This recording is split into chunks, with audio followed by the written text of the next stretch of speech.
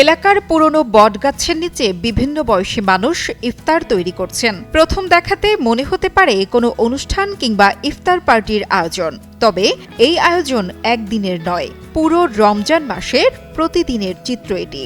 আর গ্রামের সবাই একসাথে ইফতার করতেই চলছে এই কর্মযজ্ঞ। চুয়াডাঙ্গা পৌর এলাকার কুলচরা গ্রামের রোজাদারদের নিজ বাড়িতে ইফতার তৈরির প্রয়োজন হয় না। প্রবীণদের পরামর্শে গ্রামের যুবকরা প্রত্যেক রোজাদারের জন্য ইফতার তৈরি করেন। এরপর তা বাড়ি বাড়ি বিতরণ করেন স্থানীয় যুবকেরা।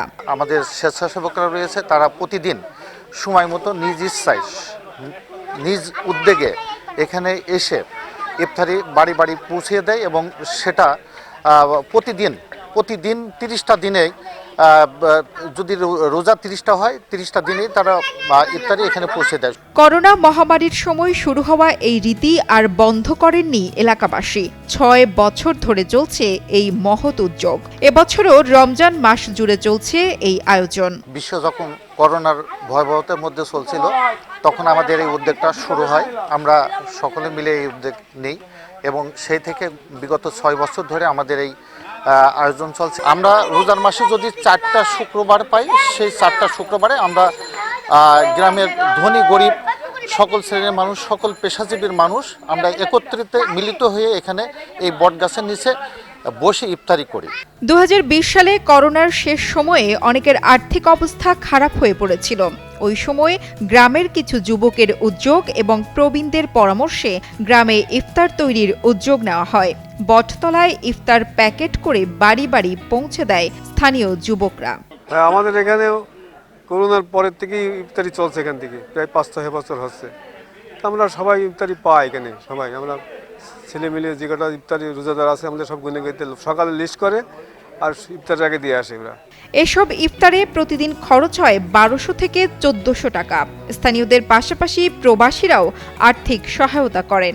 আমরা সবাই মিলে ঠিক করে আমরা যুব সমাজের কাছে বুঝিয়ে দিই যে এইভাবে করবা, প্রয়োজনীয় ব্যবস্থা আমরা নেব। আর এতে যে প্রতিফল হবে, তখন কোভিড-19 শেষ হয়েছে, সবাই দরিদ্র মানুষ, তাদের উপকার হবে, এইটা ভেবেই আমাদের করা। সেই থেকে অর্থাৎ 20 সাল থেকে এ যাবৎ পর্যন্ত আমরা করে আসছি।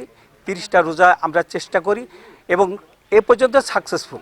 আয়োজকরা জানায়, ইফতার তৈরিতে প্রতি পরিবারের যে খরচ হয় সম্মিলিত আয়োজনে তা অনেকটাই কমে আসে। এছাড়া টাকা দেওয়ার বাধ্যবাধকতা না থাকায় কোনো পরিবারকেই বিপাকে পড়তে হয় না।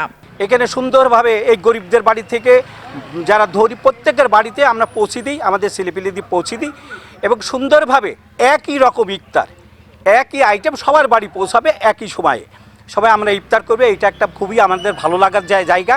আরেকটা জায়গা, সামাজিকভাবে আমাদের বন্ধনটাকে সুন্দর রেখেছে, এইটাই হলো মূল কথা।